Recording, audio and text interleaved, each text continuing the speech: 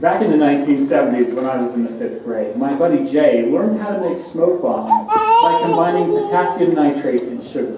When the stuff was ignited, it made a beautiful cloud of white smoke, and we loved it because it looked just like a rocket, which made it perfect for the movie we were about to make, a space epic like the world had never seen, starring us. Now, Jay's dad had an 8mm movie camera, which we borrowed for the filming, and every kid in the neighborhood was drafted to be on the production crew. Especially helpful friends received minor roles as space villains or dangerous moon people. Space battles were filmed with little plastic models suspended on strings with sparkler syringes. Of course, several of those scenes ended abruptly when the sparkler set the models on fire. But it was cool. Like all good directors, we had saved the most important scene for our final day of shooting. The two heroes standing majestically in their rocket as it blasts off into space. This was the big budget sequence of the movie. We had a white trash can, metal, and we had painted the letters N-A-S down the side in big red paint. It was supposed to say NASA, but we made the letters too big and we didn't have it. Well, Jay took some of that smoke bomb mix, put it in a tuna can, and glued it where the engine should be. A rope was then thrown up over the tree in my backyard and tied to the rocket. The scene called for us to climb into the rocket and hoist it up to about 5 feet so that we could safely light the rocket engine without burning a hole in the backyard. When ignited, our friends would pull up on the rope and the cameraman would follow our blast off into space. As this was also a low-budget movie, our costuming department had to be very creative. For this final scene, we needed spacesuits. So we wrapped up in aluminum foil and plastic wrap, evicted several goldfish from their bowls to provide us helmets. Altogether, we looked good, although I wish we had washed out the fish bowls before putting them on. As a crowning touch to the costumes, Jay found 2 brightly colored air tanks, one green, one orange. I asked Jay, where did you get these? Oh, I got the green one out of Grandma's room. She's asleep, so I don't think she needs it.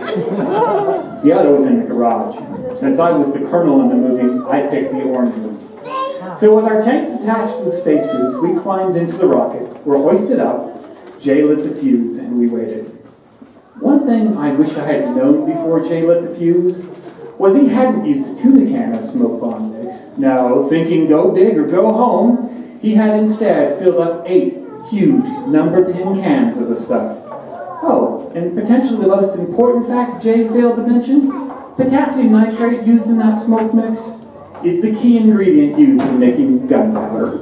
And we were now sitting on 60 pounds of the stuff that was about to go off. Finally, with a roar, the engine started and the smoke billowed out. The rope was pulled up until we were 30 feet in the air. Filming was going great. Until someone scratched their nose and let go of the rope, and we started down like a rocket.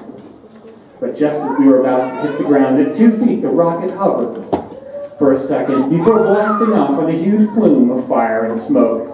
As we cleared the top of the trees, Jay said, we better turn on our air supplies. And he opened up the valve on that green tank. Suddenly his spacesuit inflated and popped him out of the trash can just like a cork.